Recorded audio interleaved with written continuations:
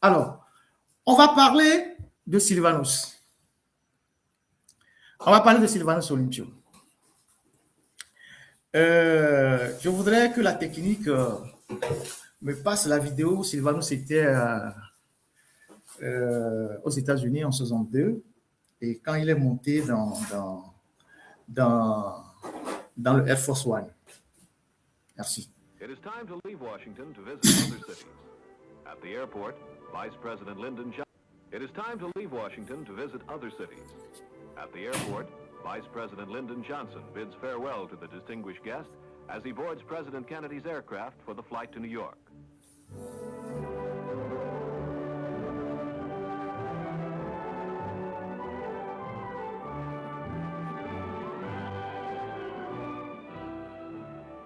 Washington stretches below.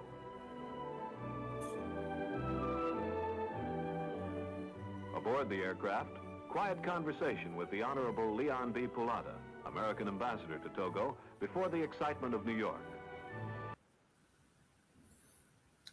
Alors, Sylvanus va aux États-Unis en 62. Il est reçu par le président Kennedy. Un accueil phénoménal. Il y a plus... les premiers dirigeants africains qui sont allés aux États-Unis dans les années 60 ont été tellement reçus comme avec beaucoup de respect. Et Sylvanus en était de ceux-là. Il y a eu Ahidjo, il y a eu beaucoup d'autres, vous allez voir les photos. Et Sylvanus a eu le privilège, ce n'est pas donné à tous les chefs d'État, parce que les Américains sont très rigolos, d'être monté dans le Air Force One avec le vice-président Lyndon Johnson pour retourner, je pense, à Washington. Et c'est l'image que je viens de vous montrer. Et Sylvanus, quand on en parle, il faut que nous sachions que c'est véritablement le seul qui véritablement a payé de sa vie pour le Togo. Il y a eu d'autres que je vais citer tout à l'heure, mais c'est le tout premier véritablement qui allait au sacrifice suprême pour le Togo. Qui allait au sacrifice suprême pour le Togo.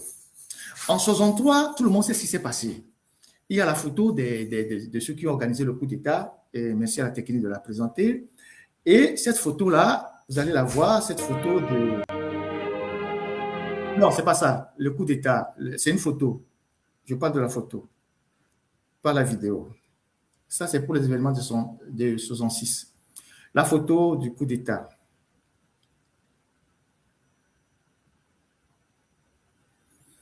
OK. La photo du coup d'État, non, pas cette image-là. Il y a une photo où il y a eu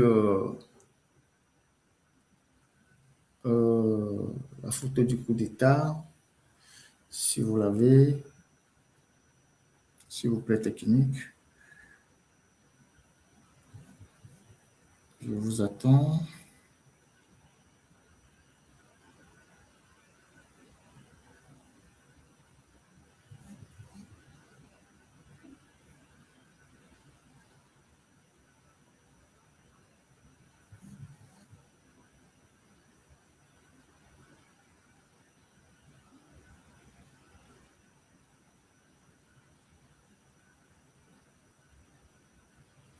Je vous ai renvoyé la photo technique.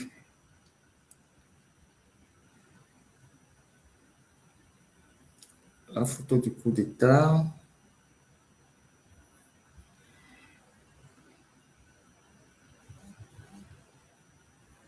S'il vous plaît. On donne un peu de temps à la technique pour nous balancer la photo du coup d'État. Et donc, j'ai eu à vous expliquer l'année dernière comment Eyadema et ses amis, tout ça, ils ont organisé le coup d'État depuis son village jusqu'à arriver à Lomé, le rôle de Bojolé, qui était en fait le chef des mutins, qui leur a permis d'avoir accès à la soute, accès à l'armurerie avec ADU et tout ça. Et donc, je ne veux pas peut-être revenir là-dessus.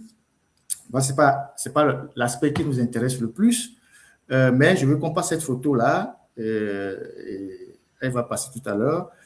Sur cette photo, vous allez voir cette photo. C'est quand même une photo célèbre des Poutis. Il y a eu plusieurs photos, mais une photo célèbre des Poutis. J'attends toujours la technique. Voilà, elle arrive. Donc, vous avez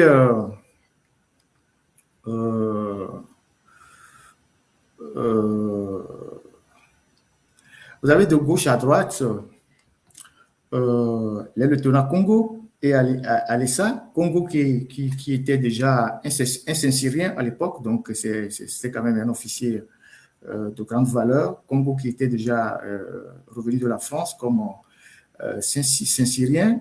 Vous avez Alessa, le lieutenant. Après, vous avez le capitaine Dadjo, qui était le plus ancien dans le grade le plus élevé. Vous avez après l'adjudant-chef Bodiolé. Vous avez ensuite, c'était le chef des mutins. Vous avez le sergent-chef Eyadema. Vous avez le lieutenant Alidou. Donc voilà, ces gens-là qui ont réclamé ce crime crapuleux au lendemain de l'assassinat du président Sylvanus Olympio le 13 janvier 1963. Le 13 janvier 1963.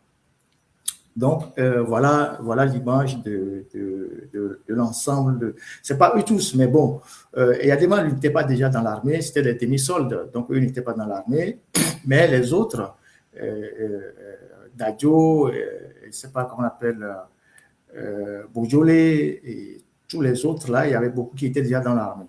Et donc, voilà comment ça se passe. Voilà, je ne sais pas sur YouTube, la photo n'est pas encore arrivée. Voilà comment ça se passe. Je veux partir de cette photo-là pour faire une analyse.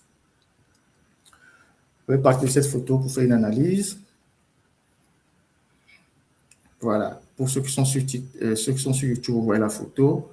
Donc, vous voyez donc, le lieutenant Congo, c'est lui qui a le pistolet sur la tempe. Vous avez le lieutenant Alessa, vous avez le capitaine Dadjo, vous avez l'adjudant-chef Bodiolé, vous avez le sergent-chef Eyadema, vous avez le lieutenant Alidou et les autres. Donc, voilà cette fameuse photo-là. Et donc, ces gens ils font le coup d'État et bien évidemment avec la France, et on décide de faire appel d'abord à Meachi, qui était au Ghana, qui dirigeait l'Union des démocrates pour le Togo, l'UDPT, je pense, qui était sous la protection de Nkrumah, et je vous ai dit que Nkrumah a toujours créé des problèmes à Sylvanus Olympio. Donc, Meachi était sous la protection de Nkrumah, et les Français n'ont pas voulu parce que Meachi était d'obédience marxiste, beaucoup plus marxiste. Ils n'ont pas voulu qu'il prenne le pouvoir après l'assassinat de Sylvanus Olympio. Donc, le chef, comment on appelle ça, l'officier de liaison à l'ambassade, qui s'appelle 12, son nom c'est 12, D2OZE, c'était son nom. Il fait appel à Gruniski, il envoie un télégramme à Gruniski, qui est au Bénin, et il invite à rentrer au Togo pour prendre la tête du pays après l'assassinat. Et vous savez que Gruniski et Sylvanus Olympio ont des liens, des alliances de famille. Et bien qu'ils étaient dans les groupes politiques différents, donc le progrès qu'on appelle Konomama, les gens qui n'ont pas été à l'école appelés les autonomies, et les gens qui sont au cuite avec la Juventus qu'on appelait le camp de Ablori. Et donc, lorsque Gruniski revient prendre le pouvoir,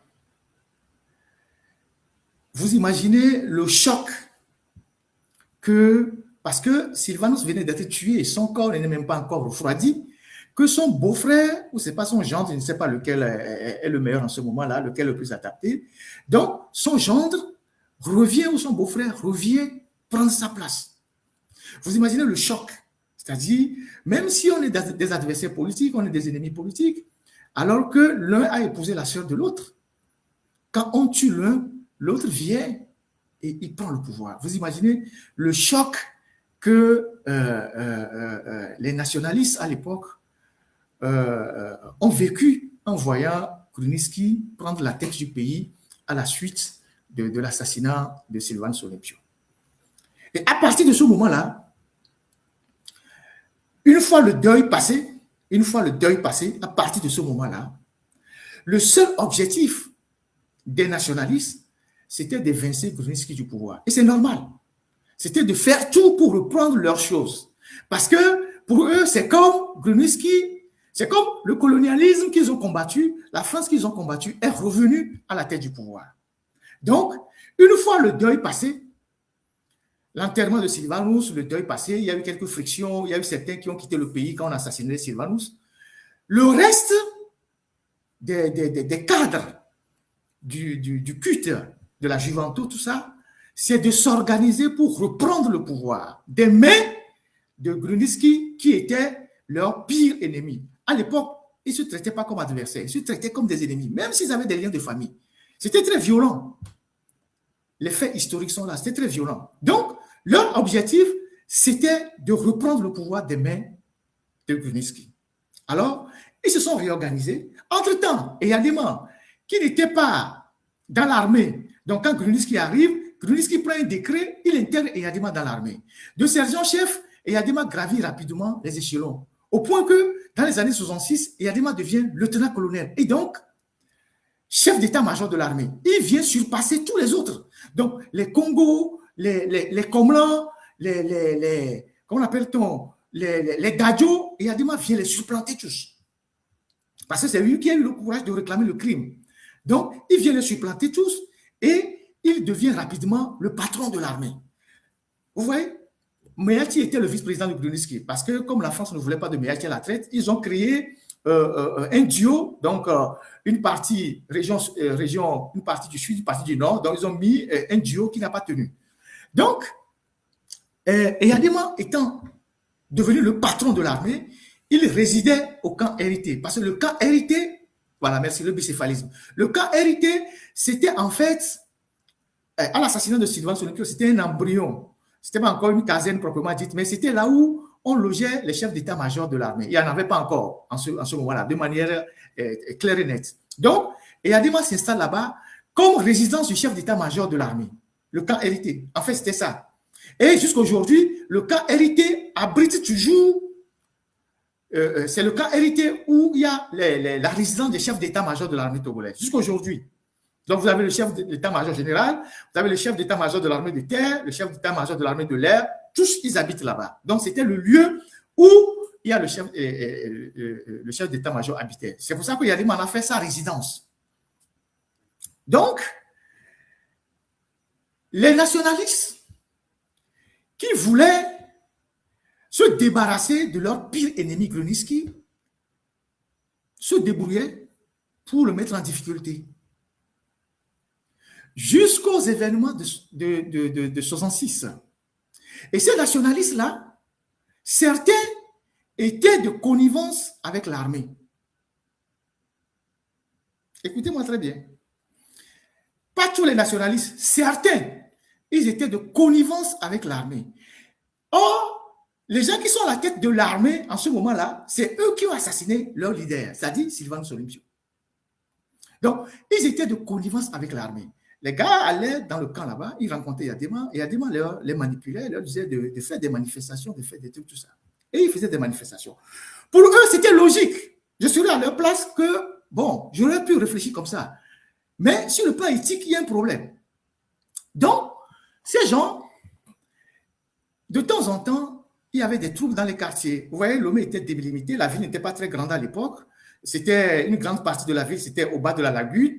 Donc, toute la zone qui est côtière, elle était plus ou moins cuite. Parce que c'est là-bas où il y avait les plantations et tout. Toute la zone côtière était plus ou moins les fiefs des cuites, donc de Kodjevia-Kopé, en passant par le Grand Marché, en allant vers Ablogam et dans le Bé, tout ça, c'était cuite. Et la zone Yekonako un peu, là où il y avait la résidence de Grunitzky, c'était la zone des autonomies. Les gens qui sont des autonomies. Plus, voilà, on l'appelait les quartiers des gens des autonomies. Et donc, il y avait plus ou moins des troubles et tout, et tout, et tout. Jusqu'aux événements de 21 novembre 66. Le 21 novembre 66, la foule, manipulée par effectivement les militaires, est rentrée dans les rues et a pris d'assaut les médias. La radio, je pense la radio à l'époque, avec à sa tête Noé Koutoukouli, qui était nationaliste. Et à l'époque, les gens qui étaient à la radio, c'était comment appelle-t-on, Boutibi Tevi Tidjoglela, c'est lui qui était journaliste à la radio. Et ces troubles-là ont été matés, ces troubles ont mis en difficulté Grundiski. Écoutez les vidéos de ce qui s'est passé en 66.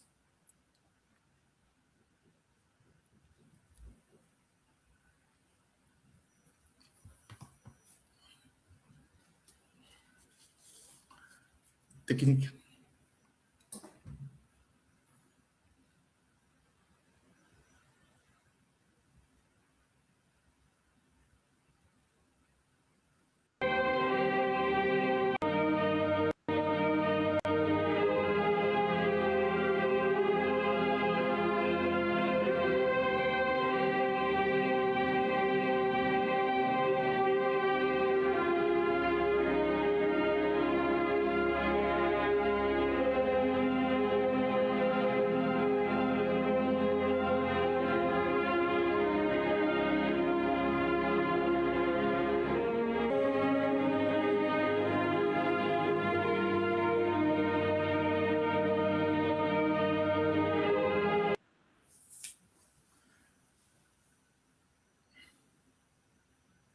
Il y a un deuxième son que j'avais envoyé à la technique où Grundiski parlait. Grundiski réagissait et Adema parlait. Je ne sais pas si vous avez cette vidéo. Non, c'est pas ça. Non. Je vous renvoie ça à la technique. C'est important qu'on passe ce son, s'il vous plaît. Je vous envoie ça. Peut-être que vous ne l'avez pas téléchargé. Un instant, je regarde.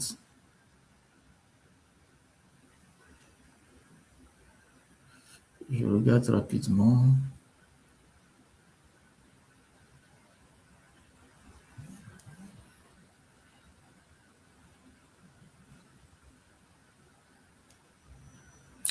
C'est celle-là, technique.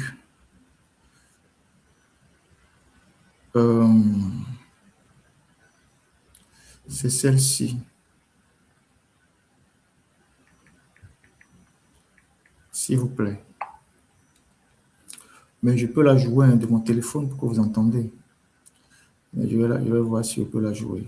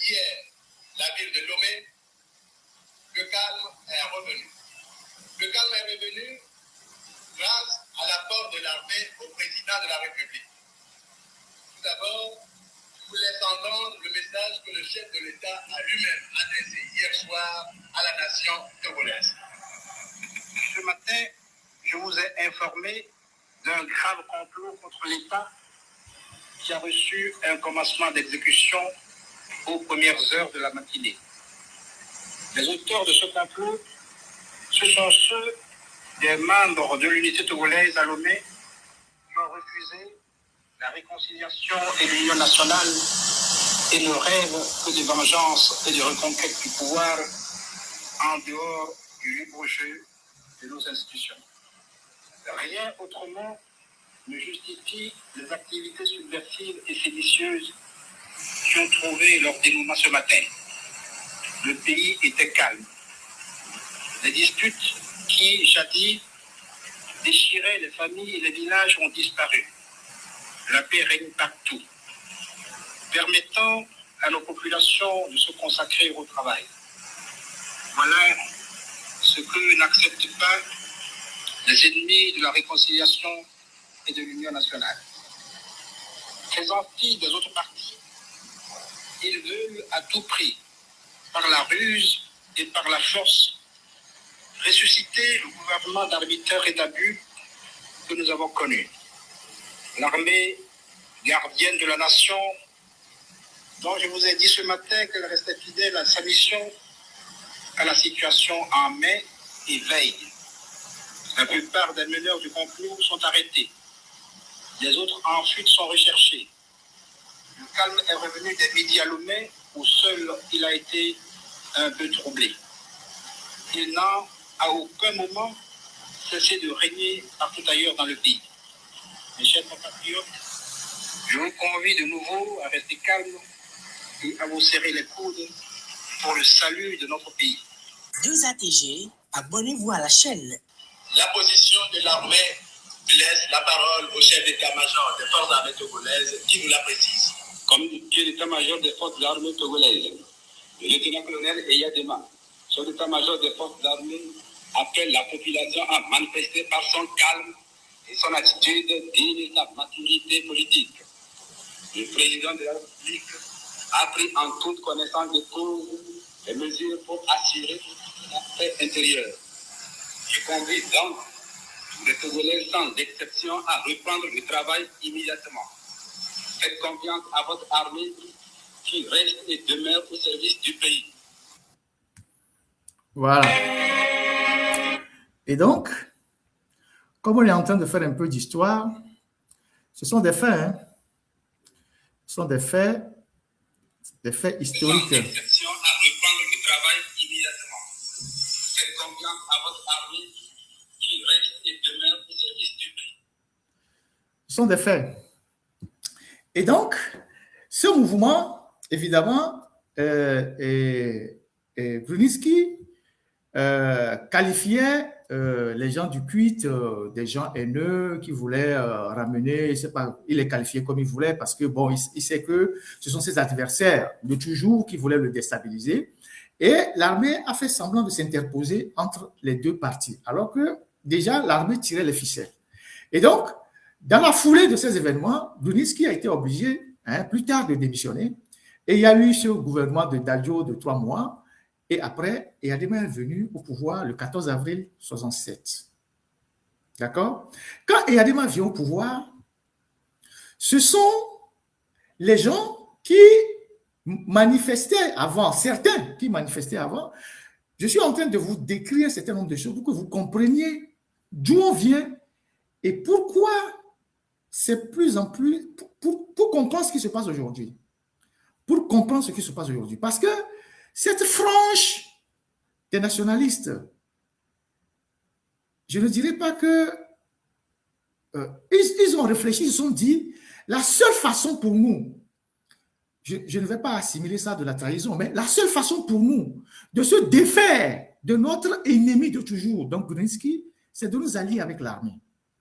C'est comme ça qu'ils sont allés vers Eyadema. Alors que Eyadema était censé être celui qui avait assassiné leur leader.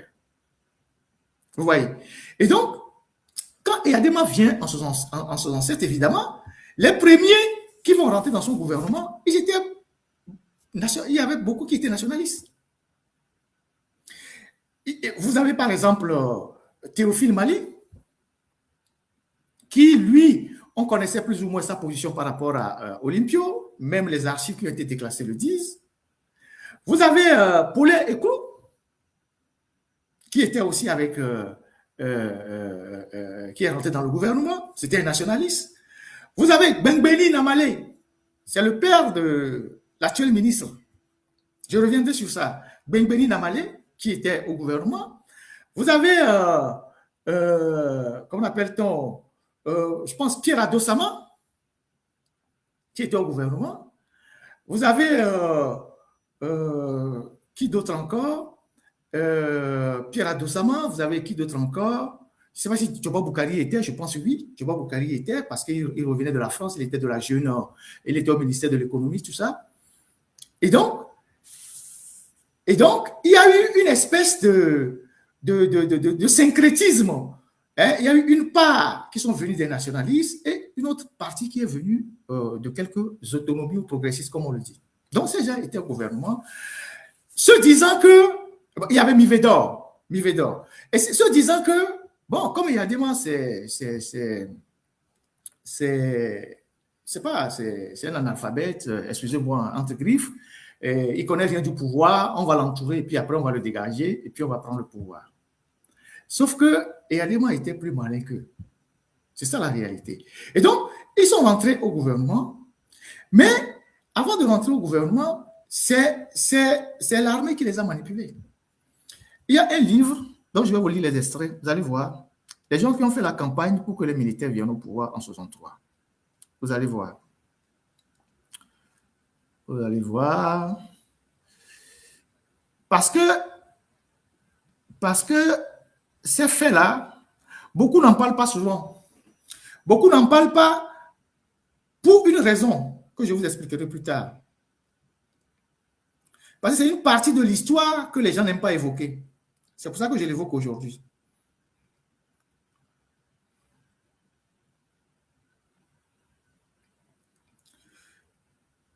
En dehors des Théophile Mali qui ont fait une campagne pour faire venir les militaires, il y avait aussi, je vais vous lire une partie.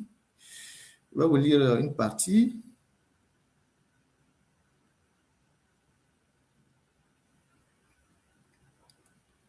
Je vais vous lire une partie. Voilà. Et le livre de Issaka Touré, Raouf Issaka Touré, El Hadj Abdou Raouf Issaka Touré, il faut le lire, dit ceci. Dès le lendemain du premier putsch, s'observait une certaine... Lui, il est nationaliste, hein, et il a écrit un livre, vous pouvez trouver ça. Dès le lendemain du premier putsch, s'observait déjà une certaine méfiance entre les deux têtes de l'exécutif. Je venais de le dire. Le président Nicolas Grunitzky et le vice-président Antoine Meati. Cette méfiance se muait de plus en plus en rivalité et en animosité. Et en 1966, chacune des deux personnalités avait déjà formé son clan. Djobo Boukari, tout comme de nombreux jeunes nationalistes, était plus ou moins neutre et se contentait de compter les points dans ce pugilat qui opposait les deux personnalités au sommet de l'État. Par ailleurs, le culte rénové, je vous ai dit que le culte a été rénové pour aller contre Grunitzky. Le culte rénové s'organisait activement afin d'accéder au pouvoir par les élections promises par les militaires dans un futur proche. Donc, quand les militaires ont invincé Grunitzky, ils ont dit qu'ils vont organiser les élections, ce qu'ils n'ont pas fait. En novembre 1966, les militaires prirent contact avec les nationalistes. En novembre 1966, les militaires prirent contact avec les nationalistes qui étaient à la tête des militaires, et Adema, dont Djobo Boukari. Ils en avaient marre des disputes quasi quotidiennes entre les deux têtes de l'exécutif. Il faut quelque chose. Croyant cette fois-ci être en phase avec les militaires, c'est là où ils ont été naïfs. Je ne les accuse pas de traîtrise, ils ont fait preuve de naïveté. Donc, ces nationalistes-là. Croyant cette fois-ci être en phase avec les militaires pour sauver le pays de la recolonisation, je vous ai dit tantôt que leur objectif, c'était de se défaire de Grunitzky qu'ils considéraient comme la continuité de la France qu'ils ont combattu pendant des années. Et donc, ils pensaient naïvement qu'en s'associant aux militaires, ils allaient mettre fin à cette continuité de la France, donc en limitant Grunitzky. Donc, où est-ce que j'en étais? Voilà. Donc, croyant cette fois être en phase avec les militaires, donc c'est les nationalistes, pour sauver le pays de la recolonisation, les nationalistes organisèrent le 21 novembre 1966 des manifestations sur toute l'étendue du territoire pour exprimer le mécontentement du pays. À la radio, Djobo Boukari harangua la population en thème pour les exhorter à sortir massivement et dénoncer le néocolonialisme rampant. Et quand les militaires firent volte-face, il fut arrêté comme la plupart de ses camarades. Les militaires les ont poussés, mais quand la situation a dégénéré, les militaires ont fait volte-face. Ils ont fait un premier repli et on a arrêté les gens comme les Djobo Boukari.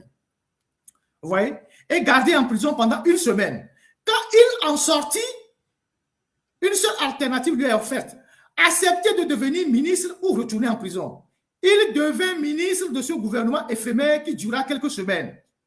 Quelques semaines avant le nouveau coup d'État du 13 janvier 1967 qui évinça le président Bruniski. Donc, il avait le fusil sous la tempe, il a accepté d'être ministre quelques semaines dans le gouvernement je pense, de Dadjo avant de démissionner.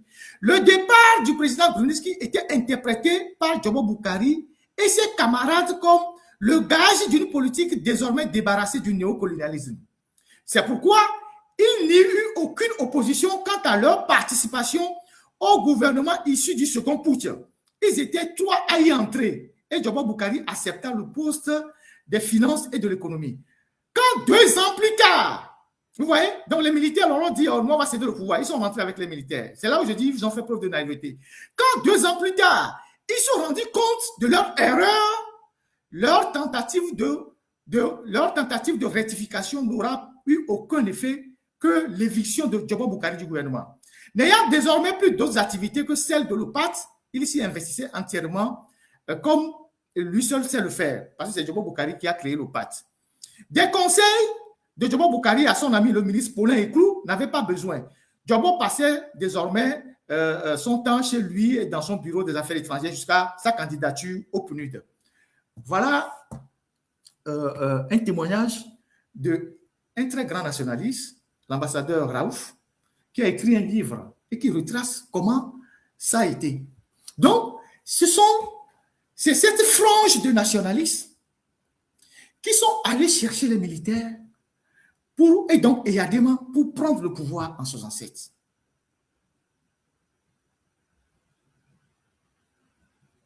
C'était une preuve de naïveté. Je n'assimile pas ça à la traîtrise, c'est une preuve de naïveté.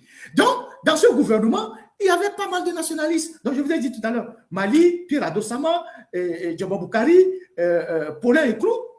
Et quand l'heure est arrivée, parce qu'ils ont compris que les militaires les roulaient, ils ne voulaient pas céder le pouvoir, ils ont voulu démissionner. Djobo lui est parti, mais Mivedor a convaincu Paulin Eklou de ne pas démissionner du gouvernement.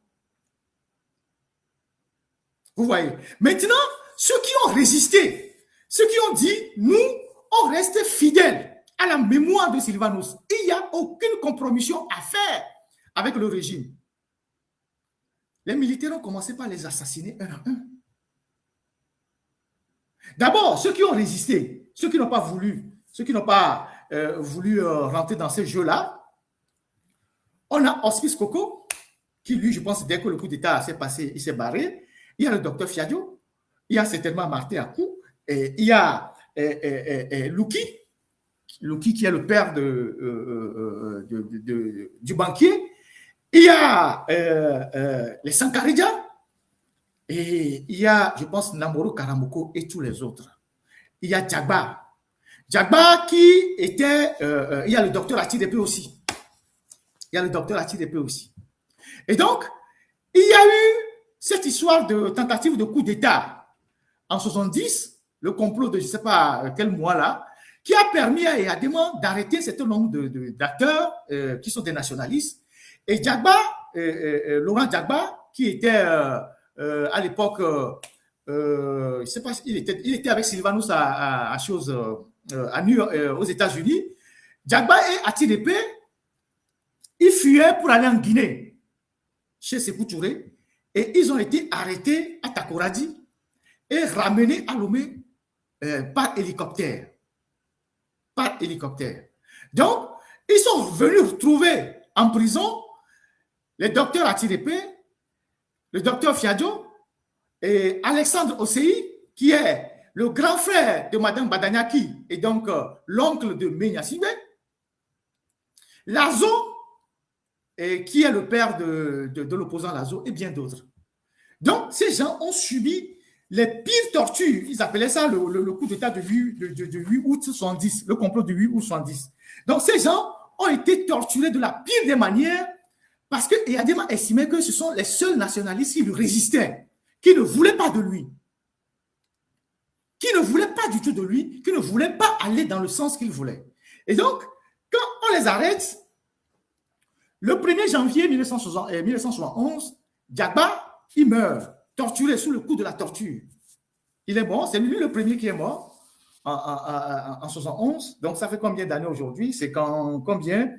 Laurent Diagba, c'est le père de Foussena Diagba. Donc, il était un greffier de formation. Et puis après, il est mort le 1er janvier 1971. Voilà, qu'il est décédé. Donc, ça fait 55 ans. On n'a jamais retrouvé son corps jusqu'à aujourd'hui. La plupart de ses enfants n'ont jamais vu son corps jusqu'à aujourd'hui. Ils ont fait disparaître le corps, comme on a fait disparaître le corps de Patrice Lumumba. Aujourd'hui, les Diagba n'ont pas le corps de leur papa pour en faire le deuil. La commission réconciliation a demandé de faire la lumière, ça n'a jamais été fait. Donc, Diagba, lui, il meurt, il est le premier qui est mort sur la torture.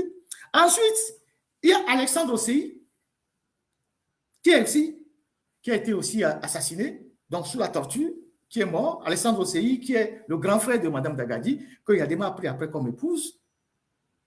Ensuite, il y a eu Lazo, qui est mort le 3 janvier 1911. Et les autres, Eyadema, face au tollé que cela a suscité, Eyadema a été obligé de les libérer le 13 janvier 1971.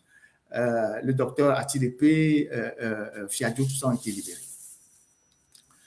Pourquoi je vous raconte cette histoire-là? Je veux qu'on me passe la photo de l'Assemblée élue en 58. Pourquoi je parle de cette histoire? Je parle de cette histoire pour en arriver quelque part. Voilà. Vous voyez cette photo-là, il faut bien la rapprocher. Quand vous voyez cette photo que je suis en train de projeter, moi-même, je vais le voir sur mon téléphone. Vous allez voir l'Assemblée élue de 58. Tout le monde est là-bas. Je vais vous donner les noms. Je vais vous donner les noms, un instant, la technique et tout ça.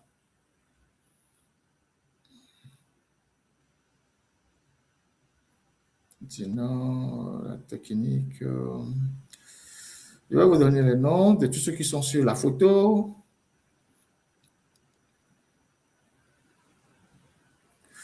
Un instant, si vous voulez. Alors, vous avez quoi? Vous avez Sylvanus Olympio sur la photo. Vous avez Laurent Diagba. Il est juste pas trop loin. Vous avez Michel Ayassou, donc Tablibo, qui est un cousin d'Agboibo. Vous avez le docteur Fiao Emmanuel. Vous avez Paulin à côté. Vous avez Michel Tchédré de Bassa. Vous avez Maman Moumouni, qui est, je pense, de Kabou. Vous avez quelqu'un de Bafilo, dont je ne vois pas bien le nom. Vous avez Maman Aruna de Sokodé. Vous avez Benoît Palanga de la Makara. Vous avez Antoine Idriss Oumeati. Vous avez Sambiani Yanchabre d'Apaon. Vous avez Mongore Yoma d'Apaon. Vous avez Nana Malek Bengbeni. Donc, Nana Malek Bengbeni, c'est lui qui est juste... il est juste là après, en gros, après Sylvanus Olympio. Donc, c'est le père de le Bengbeni actuel qui est ministre. Je veux vous faire l'histoire pour que vous voyez les liens qu'il y a par rapport au Nyasingbe. Vous voyez Namtougouli. Namtougouli, c'est lui qui est juste après... Namtougouli, c'est lui qui est juste après Paulin à côté et au-dessus un peu c'est lui qui est juste après Sanvi de Tové. Sanvi de Tové qui est à gauche de Sylvanus Olympio, qui a porté le lunette. À droite, c'est celui qui a porté le boubou, c'est Théophile Mali. Donc, en gros, celui qui a porté un petit chapeau sur la tête après Sanvi de Tové, c'est Namtougouli. Namtougouli, c'est le père de celui qui était récemment ministre de la Justice et membre de la Cour constitutionnelle. J'appelle les noms pour que vous compreniez certaines choses. Je vais vous amener quelque part. Donc, vous avez Namtougouli, vous avez Collor Clément qui a été aussi assassiné. Il fait partie de ceux qui ont résisté. Collor Clément qui a été aussi assassiné. Vous avez Sanvi de Tové qui est le père de l'actuel président Jean-Lucien Sanvi de Tové. Alors, pourquoi je vous présente ces images-là? Quand vous voyez cette image-là, vous allez voir que les Nyasingbe, donc, en partant de Eyadema,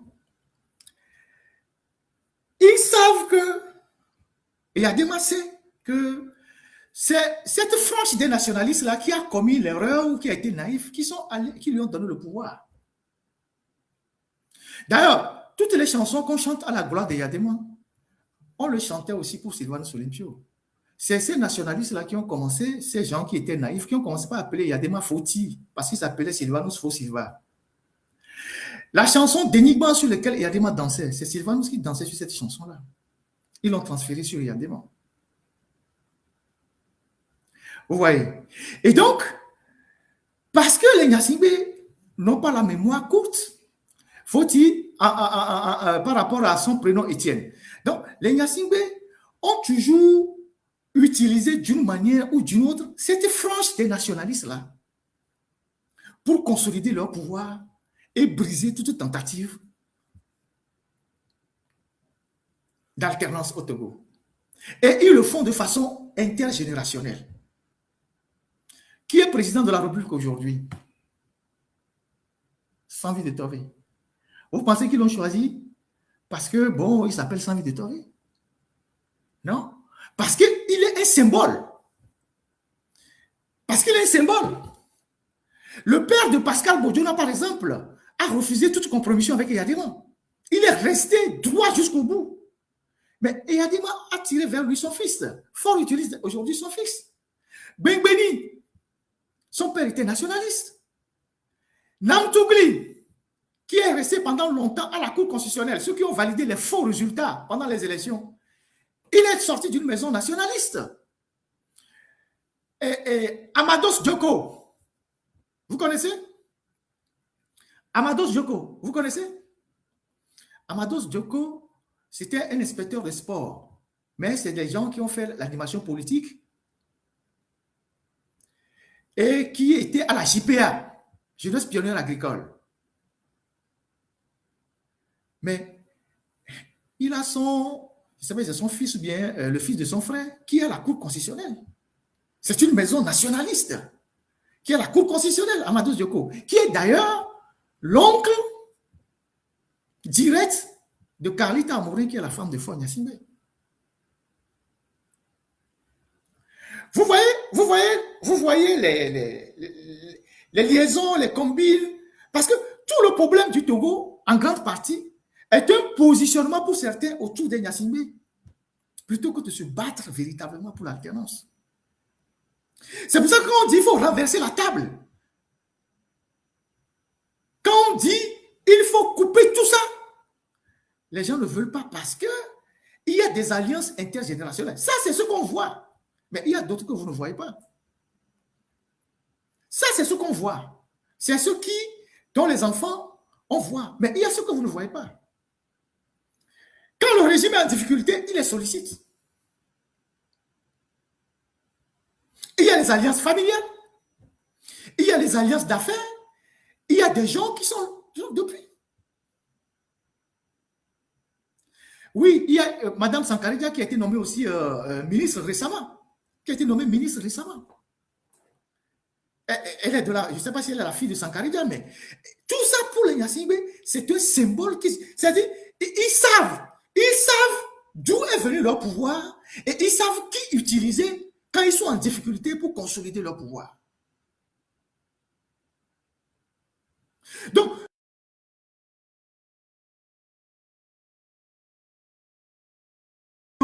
biologique, l'idéologie n'a jamais été biologique. Toi là, pour vous dire que ceux qui disent oui, nous, mais au Togo, il n'y avait que deux partis politiques, hein, avec des petits alliances petites. Il y avait soit tu es progrès, soit tu es nationaliste. C'est ça la réalité. Il y a des gens qui étaient nationalistes, comme nous, nos parents, d'autres personnes, et il y a ceux qui étaient des progressistes.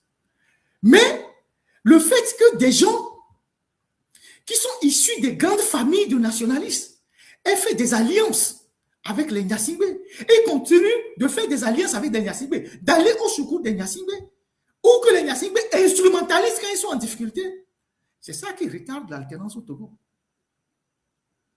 C'est ça la réalité. Parce que à travers ce jeu-là, ils sont rentrés dans toutes les familles. Et quand on rentre dans les familles, on paralyse les familles.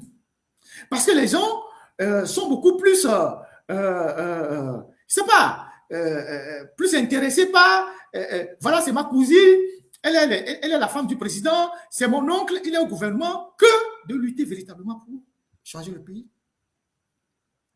C'est ça la réalité. Et c'est tout ça qu'on vit aujourd'hui. Je vous ai dit que j'ai fait une enquête sur tous les liens des familles qui sont rentrés parmi les Gnassingbé. On vient de voir Ayassou. Ayassou qui est là-bas, il était de la branche Progrès. Mais Ayassou qui est là-bas, mais sa soeur, c'est sa fille, a fait des enfants à Yadema. Donc, c'est une cousine d'Agboibo. Est-ce que vous le savez? La mère de Naka Gnassingbé et de Yvonne Gnassingbé, Yvonne qui est décédée, leur maman est Ayassou. De la grande famille Ayassou. Après, vous avez les Sina, tout ça. Mais voilà, donc il y a Ayassou ici. Et Yadema a pris femme dans la maison. Alessandro Sey, qui est de la branche nationaliste, Yadema a pris sa sœur. Madame Dagadi, la mère de Gnassingbé. Donc, voilà des réalités qui paralysent de l'intérieur la lutte que les Togolais mènent pour le changement ou pour l'alternance.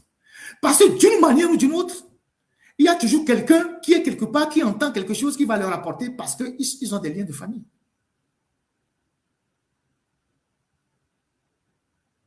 C'est ça la réalité. Aujourd'hui, c'est une brèche que j'ouvre. Je reviendrai faire une grande émission sur ce qui, depuis 1966, et les alliances familiales que les Gnassingbé exploitent pour paralyser le combat du peuple togolais. Et les grandes familles qui se positionnent dans ces choses-là. Donc, il y a plein de gens dont les parents ont contribué à consolider le pouvoir des Yadema. Ils sont très nombreux. La liste est longue. C'est vrai qu'après, il a assassiné certains, parce qu'à partir de 1969, quand il a viré les premiers du gouvernement et que les nationalistes ont compris que mais ils ont commis une erreur, ils ont commencé par activer certains de leurs frères qui sont des nationalistes dans l'armée pour essayer de liquider Yadema. C'est comme ça que les Assila ont été empoisonnés, parce que Assila vient de la grande maison de Notien, donc ils sont nationalistes. C'est comme ça que les Kromlans ont été assassinés plus tard. C'est comme ça qu'après les Congos ont été assassinés, tout ça. C'est comme ça qu'ils ont commencé par liquider les gens. Parce qu'ils ont compris que certains nationalistes ont commencé par s'appuyer sur leurs frères qui sont dans l'armée pour pouvoir se défaire des Yadema. C'est comme ça qu'ils ont commencé par les assassiner. C'est ça la réalité. Parce que les gens comme les Komlan, les Kofi Congo, ils étaient déjà des Saint-Syriens. C'était les tout premiers Saint-Syriens. Donc, c'était des gens, voilà. Après, il y a eu la génération des Francisco Lawson, des Lawson Merlo, tout ça. Mais les Komlan, tout ça, étaient déjà des Saint-Syriens. Ceux qui ont assassiné Komlan, il y a un de ces assassins qui vit aujourd'hui. Qui est très âgé, mais qui vit aujourd'hui. Donc, cette partie de l'histoire où les nationalistes, où certains nationalistes ont commis l'erreur, par naïveté, d'aller chercher l'armée pour venir se défaire de Grunitzky, qui est leur pire ennemi, c'est ça qui a permis à Yadema d'être au pouvoir. Et les Gnassingbé, qui ne sont pas des gens dépourvus de mémoire, ils utilisent toujours ces gens-là. Ils rentrent dans les familles. Vous avez ici le père de Jean-Lucien le père Sanvi de Toré. Il était quand même très brillant. Aujourd'hui, son fils est président de la République. Même s'il faut ne lui donne aucun pouvoir, mais aujourd'hui, il est là. C'est la symbolique qui les intéresse. Voilà Sanvi de Toré qui est à côté de Sylvanus. C'est son père. Aujourd'hui, on prend le fils comme la symbolique pour paralyser les choses de l'intérieur. Et derrière le fils, il y a d'autres familles qui vont se mobiliser pour dire ah, mia ta violo, mia ni violo, mia togbe violo, mi tati mia be changement be nyawa, mia pate mia gunu vire quoi evo. C'est ça la réalité. C'est ça la réalité. Bengbeni, son père. C'est ça.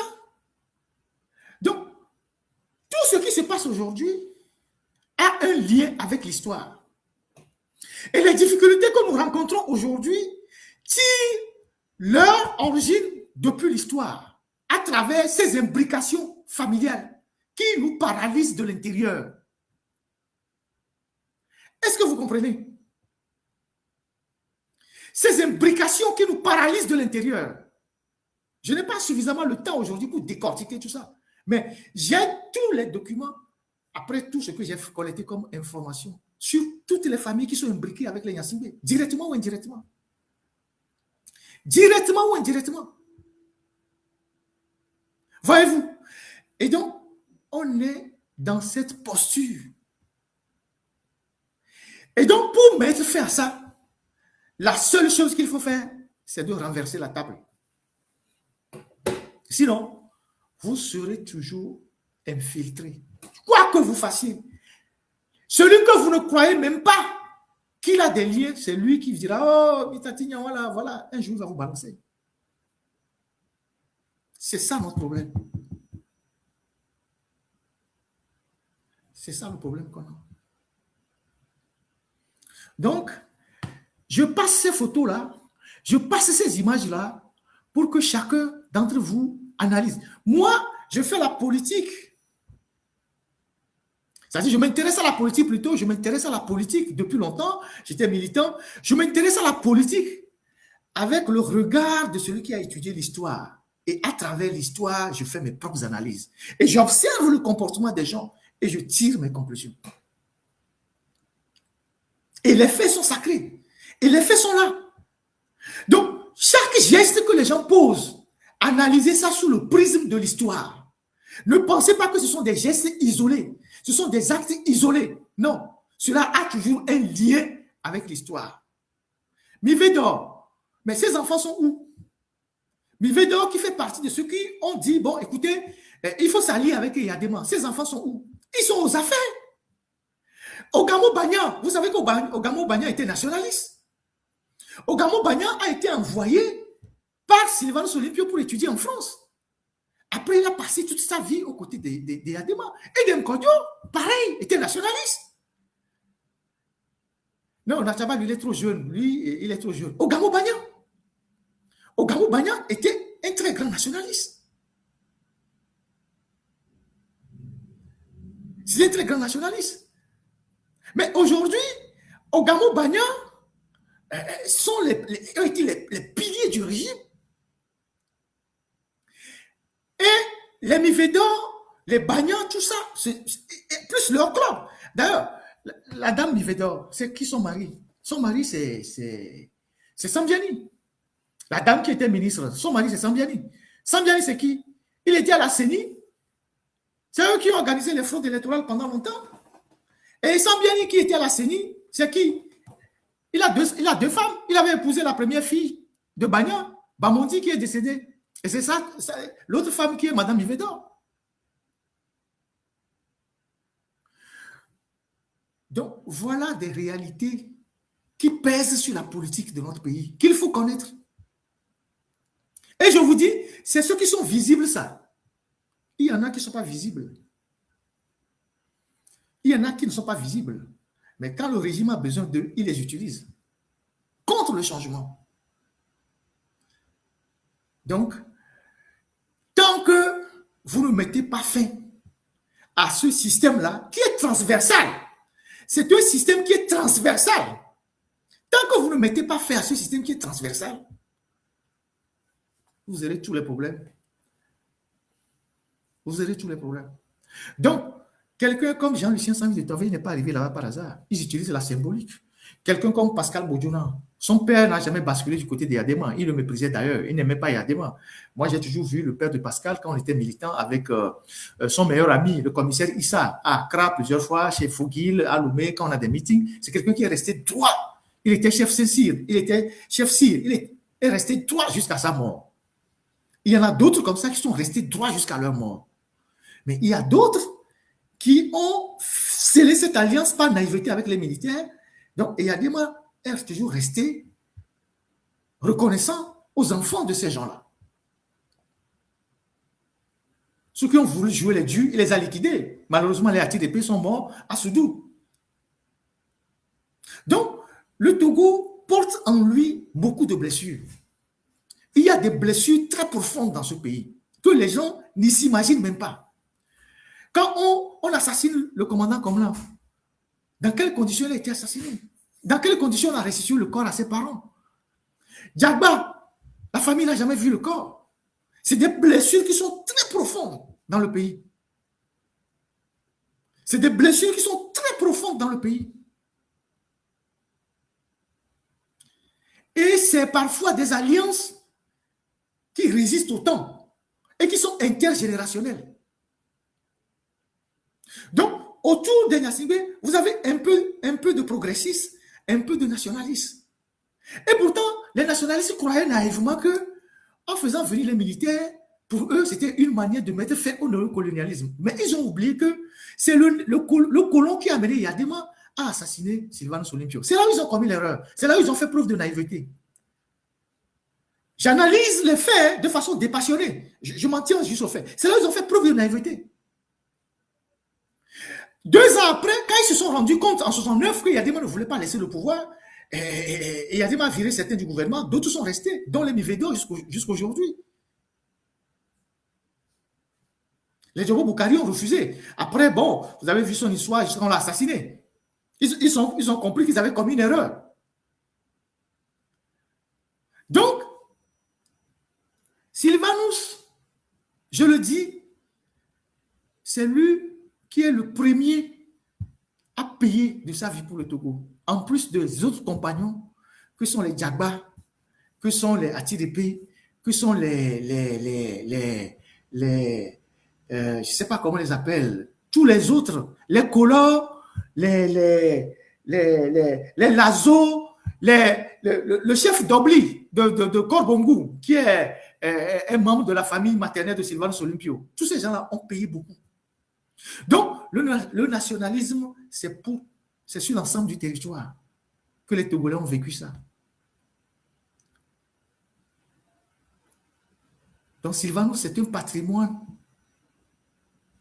de tous les Togolais parce qu'il a été président et de tous ceux qui se sont sacrifiés pour le nationalisme au Togo. Il n'est le patrimoine d'aucune famille, d'aucun groupe d'individus.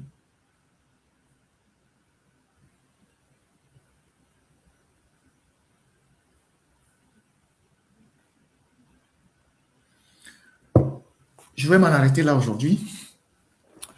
Chef Sire, c'était l'équivalent de préfet ou gouverneur, je ne sais pas, c'est selon, pendant le temps colonial, c'était l'équivalent de préfet ou de je ne sais pas quoi. Donc, je vais revenir, je vais inviter des gens. Je vous invite déjà à lire le livre de Abdoul Raouf. Vous allez apprendre beaucoup de choses dans ce livre. Il y a d'autres livres. Je tiens à saluer le doyen Tété Godwin qui a fêté ses 98 ans ces jours-ci. C'est quelqu'un qui a traversé tout le temps, qui connaît presque tous les acteurs politiques. Depuis plus de 20 ans que je le connais, que je le fréquente. Quand je venais en France, j'allais le voir à Créteil, à l'université là-bas à Créteil, où il s'asseyait dans le restaurant pour écrire ses livres. Il a toujours envoyé ses premiers livres aux journalistes que nous sommes, parce qu'il publiait des pamphlets chez nous. Aujourd'hui, il a 98 ans. C'est un homme de mémoire qui a beaucoup fait dans la recherche. Et il y a d'autres. Donc, la génération d'aujourd'hui doit apprendre de ces vérités-là et comprendre les difficultés que la lutte rencontre aujourd'hui. L'imbrication de certaines personnalités, de certaines familles, de façon intergénérationnelle. La transversalité de ce régime-là. Maître Agba, si vous êtes dans le commentaire, vous pouvez donner le titre du livre à ceux qui en demandent. J'ai perdu le titre du livre. La transversalité de ces gens-là. Donc, aujourd'hui, la lutte que nous menons,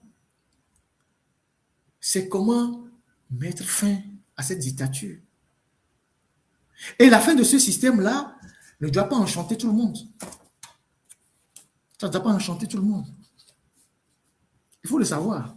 Ça ne va pas enchanter tout le monde. Et la seule façon, aujourd'hui, de déconstruire ce système, c'est de faire ce qu'on fait, la sensibilisation, la dénonciation, tout ça. Et c'est pour ça que je voulais interpeller un certain nombre d'acteurs politiques en disant, quand on fait des analyses, les gens se fâchent, les gens insultent. Alors que quand vous êtes dans l'espace public, vous devez supporter les analyses. Si vous ne pouvez pas supporter les analyses, mais allez créer votre société, disparaissez de l'espace public. Aujourd'hui, on n'entend plus trop les leaders sur tout ce qui se passe au Togo. Tous les scandales, les problèmes, tout. Personne n'entend plus un leader. Quand les leaders sortent, c'est juste pour faire un communiqué pour dire oui, code électoral, ceci, tout ça. On n'entend plus les leaders. La corruption, la mauvaise gouvernance, les difficultés, le manque de route, tout ça, on n'entend plus personne. On n'entend plus personne. Le professeur Gogué, il est aujourd'hui pratiquement le chef de file de l'opposition.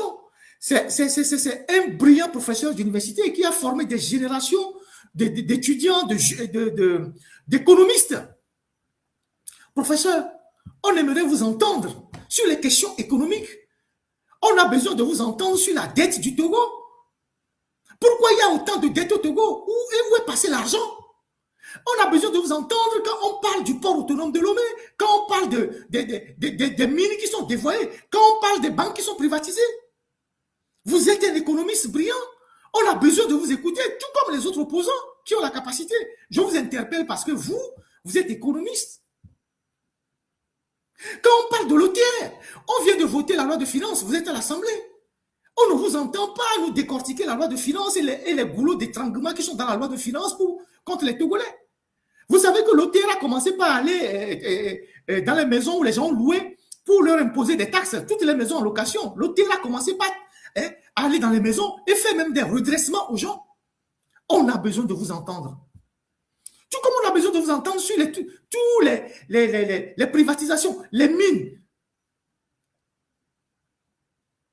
Parce que vous, en tant que député, vous avez certainement accès à des documents. On a besoin de vous entendre. Tout comme tous les autres responsables de la classe politique. Mais on entendra les gens que quand il faut dire, bon, il y a les élections, code électoral, dialogue. Non, c'est la déconstruction de la dictature, c'est un travail de conscientisation de tous les jours. Donc, tous les dossiers de corruption, par exemple, la cession du port autonome de Lomé au groupe MSC, qu'est-ce qui est derrière? La cession de IB Bank, qu'est-ce qui est derrière? De la BTCI, qu'est-ce qui est derrière? Les mines qu'on est en train de creuser, c'est pas, de manganèse à Dapan là-bas, qu'est-ce qu'il y a derrière tout ça? Pourquoi il n'y a pas de l'eau potable? Pourquoi il y a ci? Pourquoi ça, il y a ça? Nous, les leaders d'opinion, on fait notre part. Mais vous, les hommes politiques, mais attendez. Mais quand on le dit, c'est pas pour... c'est une interpellation. J'estime que vous, en tant que professeur d'économie, M. Gogué, vous avez les compétences pour venir éclairer la lanterne des Togolais sur la question de la dette, sur les privatisations, que nous, comme ça. Aujourd'hui, c'est Ditri, plus ou moins, que je sollicite et on fait ça ensemble. Je te salue au passage, Ditri, qui fait d'excellentes analyses. Mais vous, en tant qu'homme politique, vous devez parler au peuple. Vous devez montrer que si vous avez le pouvoir demain, vous pouvez gouverner. Vous devez montrer que dans tel domaine, vous avez les clés pour gouverner le pays. Quand on vous interpelle, ce n'est pas par méchanceté. Le port autonome de Lomé, là, on vient de voter la loi de finances. On vient de voter la loi de finances. Vous l'avez, professeur Gogué. Vous savez, à travers ce document que vous avez étudié à l'Assemblée nationale, qu'est-ce que le port apporte au budget de l'État? Qu'est-ce que les mines apportent au budget de l'État? Combien rapportent les phosphates? Combien rapporte la Lonato? Combien rapportent les mines qu'on est en train de creuser? Mais c'est le moment d'exposer tout ça au peuple togolais en demandant au gouvernement pourquoi le port qui fait autant d'activités n'apporte rien. La Lonato, la Caisse nationale de sécurité sociale, pourquoi on dépense autant d'argent pour construire des villas alors qu'on donne encore des allocations familiales à 2000 francs depuis 34 ans? Le prix du gaz butane, on en a parlé ici. Pourquoi vous ne parlez pas? Pourquoi vous ne parlez pas? J'ai un rapport du port autonome de Lomé. Je vais faire les publications dans les jours à venir. Si vous voyez ce qui se passe au port autonome de Lomé, c'est la catastrophe. Si vous voyez comment les gens manipulent l'argent du port autonome de Lomé, c'est la catastrophe. C'est la catastrophe. On ne peut pas gérer un pays comme ça. Les difficultés des paysans, le manque d'engrais, les histoires de filières où les jeunes ont des difficultés. Mais on ne vous entend pas. Mais c'est vous qui devez rassembler les éléments.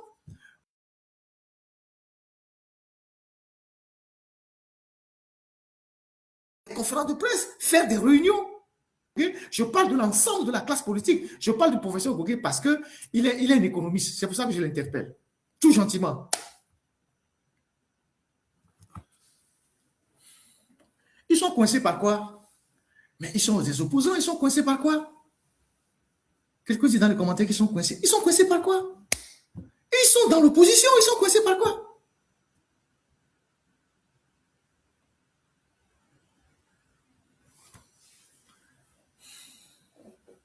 L'OTR qui étouffe, les opérateurs économiques qui étouffent les populations. On n'entend personne. Les amis, je vais m'en arrêter là. Je pense que j'ai fait l'essentiel aujourd'hui. Sur l'histoire du Togo, dans cette période de 66 jusqu'en 71, 72 et tout ça, jusqu'en 77, je vais revenir là-dessus et je vais inviter des amis à moi, des gens qui ont aussi vécu un certain nombre de faits. Et on va faire un live. Et vous allez écouter les témoignages. Et vous allez voir les imbrications. Les imbrications. Et vous allez comprendre ce qui se passe aujourd'hui. Je vous souhaite... professeur Gogué, je pense qu'il est de la branche nationaliste, il n'est pas autonomiste. Ce n'est pas un autonomien, non. C'était comme ça que les gens s'appelaient à l'époque. Il y a les Abloré Bibo et Abloré Cancan, donc les autonomistes et les cutards. Donc, c'est les vieilles qui disaient autonomie. C'est ça. Donc, autonomie, comme c'était comme ça qu'ils avaient dirigé un peu, ils avaient partagé un peu le pays, quoi. Donc, quand tu as une famille de autonomie, on te connaît. Quand tu as une famille de Abloré, on sait aussi. Donc, tout ça continue de jouer aujourd'hui. Allez, je vous dis merci d'avoir pris de votre précieux temps pour me suivre. Bon, j'espère que j'ai ouvert le débat, parce que c'est chaque dimanche que j'ouvre le débat. Et après, toute la semaine, chacun prend sa part. En tout cas, moi, j'ai fini avec les histoires de l'élection. Moi, je ne reviendrai plus sur les histoires d'élection. Dans ma petite tête, je sais que 1000 fois on ira aux élections, 1000 fois le régime sera président, le régime va toujours donner les résultats qu'il veut. 100 ans, ils seront toujours là. Et 100 ans, on va se mettre à pleurer. Faure n'a pas peur des élections. Ce dont il a peur, c'est pour ça qu'il met les barberies. Voilà, il a peur de la contestation. Il a peur, parce qu'une dictature n'aime pas la contestation. Il a peur de la contestation. Il a peur de tout. Mais c'est avec les derniers événements que Faure met les barbelés. Ça veut dire qu'il a peur.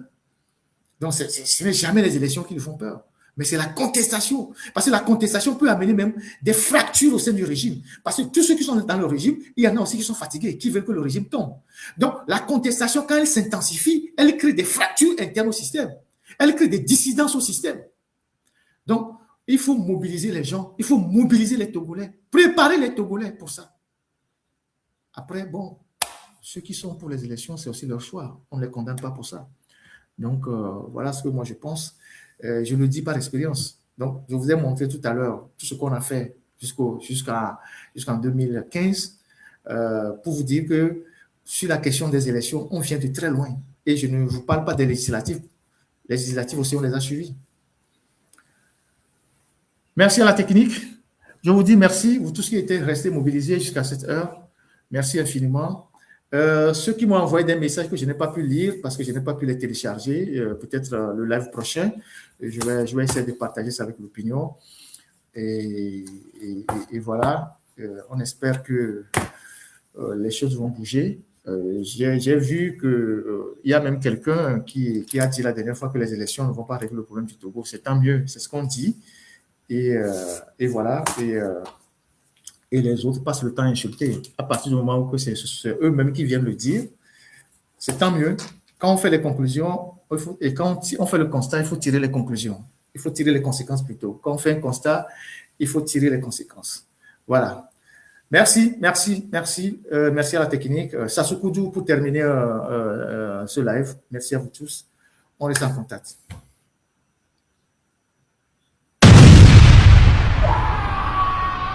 J'irai pas, mon général, j'irai pas.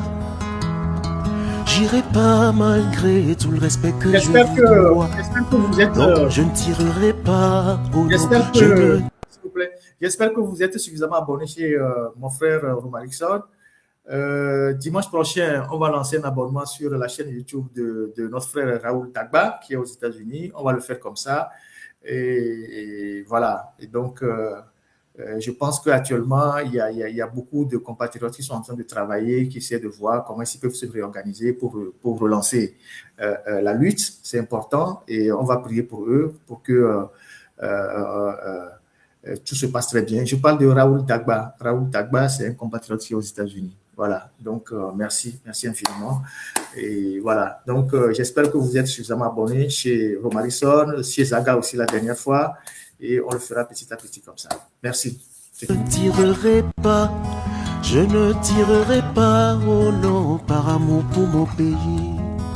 Un jour me levant, je me pose la question, en quoi pourrais-je servir ma nation?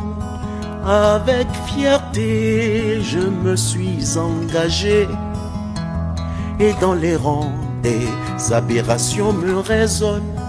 Un jour en mission, mon supérieur m'ordonne d'ouvrir le feu sur mes propres compatriotes.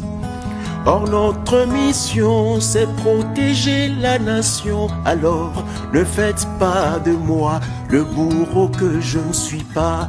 Alors j'irai pas, mon général, j'irai pas. J'irai pas malgré tout le respect que je vous dois. Non, je ne tirerai pas, oh non, je ne tirerai pas. Je ne tirerai pas, oh non, par amour pour mon pays. Moi j'ai retrouvé, en entrant dans l'armée, de fortes valeurs, mais les dérives m'ont bouleversé. Mon compatriote sur qui je pointe mon arme pourra être demain mon sauveur inattendu. Ne vous méprenez pas, mon général. Ne croyez pas que je voulais vous désobéir. Je suis bon militaire et j'aime pas semer le chaos. J'ai la plénitude de toute ma conscience. Alors j'irai pas, mon général, j'irai pas. J'irai pas malgré tout le respect que je vous dois. Non, je ne tirerai pas, oh non, je ne tirerai pas, je ne tirerai pas. Ouais, j'ai commis un lapsus là, je parlais de Lanzo plutôt, de Lazo, Lanzo plutôt, pas le père des idoles Lazo, non. Il y a un Lanzo qui est, il y a un monsieur qui est décédé, qui était dans la diaspora, qui est décédé la dernière fois, l'année passée par accident à Lomé, c'est lui Lanzo, c'est pas Lazo. C'est Lanzo qui était assassiné. C'est le différent de Lazo. Je m'excuse. C'était un lapsus. Hein. C'était un lapsus. Il était important que je fasse la précision. Merci. Pas oh non, par amour pour mon pays. Bye bye, bye bye, bye bye, bye bye, bye bye, bye bye, bye bye, bye bye, bye bye, bye bye, bye bye, bye bye. Bye bye bye bye, bye bye, bye bye bye. J'irai pas, mon général, j'irai pas. J'irai pas malgré tout le respect que je vous dois. Non, je ne tirerai pas, oh non, je ne tirerai pas. Ouais, quelqu'un me parlait de Damiba. Oui, effectivement, Damiba, pour ceux qui demandent, hein, il y a eu une audience le vendredi à Lomé à la cour d'appel et la chambre d'instruction de la cour d'appel a cédé à la demande d'extradition de Damiba et je pense que depuis quelques jours, il n'est plus libre de ses mouvements à Lomé, lui et de ses collaborateurs. Sauf que je ne sais pas si à l'heure où je vous parle, il a été extradé ou pas. Mais je sais qu'il y a eu une audience à la cour d'appel le vendredi, supervisée d'ailleurs par le ministre de la Justice, Adjouvi, qui n'était pas trop loin, et la chambre d'instruction a accédé à la demande d'extradition de de Henri-Paul Damiba. C'est comme ça qu'il s'appelle. C'est l'ancien chef d'État au bouddhisme du Burkina qui est au Togo. Donc, depuis, il n'est plus libre de ses mouvements. Il vivait à Lomé 2, dans les 6 villas ou les 5 villas, pas loin du lieu de détention de Félix Katanga. Et donc, depuis, il n'est plus libre de ses mouvements. Peut-être qu'ils sont en train de préparer son extradition. Donc, voilà ce que je peux dire pour ceux qui m'ont posé la question. Je sais qu'il y a eu cette audience. Je sais que la Chambre d'instruction a accédé à la demande. Je sais que Damiba et 2 de ses collaborateurs ne sont plus libres de leur mouvement. Maintenant, est-ce qu'il a été extradé? Ça, je ne sais pas encore. Merci. En quoi pourrais-je servir ma nation? Avec fierté, je me suis engagé. Et dans les rangs des aberrations me résonne. Un jour en mission, mon supérieur m'ordonne d'ouvrir le feu sur mes propres compatriotes. Or notre mission, c'est protéger la nation. Alors ne faites pas de moi le bourreau que je ne suis pas. Alors j'irai pas, mon général, j'irai pas malgré tout le respect que je vous dois. Non, je ne tirerai pas, oh non, je ne tirerai pas. Je ne tirerai pas, oh non, par amour pour mon pays. Moi j'ai retrouvé, en entrant dans l'armée, de fortes valeurs, mais les dérives m'ont bouleversé. Mon compatriote sur qui je pointe mon arme pourra être demain mon sauveur inattendu. Ne vous méprenez pas, mon général. Ne croyez pas que je voulais vous désobéir. Je suis bon militaire et j'aime pas semer le chaos. J'ai la plénitude de toute ma conscience. Alors j'irai pas, mon général, j'irai pas malgré tout le respect que je vous dois. Non, je ne tirerai pas, oh non, je ne tirerai pas. Je ne tirerai pas, oh non, par amour pour mon pays. Bye bye, bye bye, bye bye, bye bye, bye bye, bye bye, bye bye, bye bye, bye bye. Mes condoléances aussi à Jamie qui a perdu sa mère. Je ne savais pas. Mes condoléances, sincères condoléances à toi, Jamie. Il semble que tu as perdu ta mère. C'est des moments très difficiles. Beaucoup de courage, union de prière. Et puis voilà, nous sommes de cœur avec toi. Merci. Bye bye bye bye, bye bye bye bye. J'irai pas, mon général, j'irai pas malgré tout le respect que je vous dois. Non, je ne tirerai pas, oh non, je ne tirerai pas. Je ne tirerai pas, oh non, par amour pour mon pays. Merci. Et semaine et à plus tard.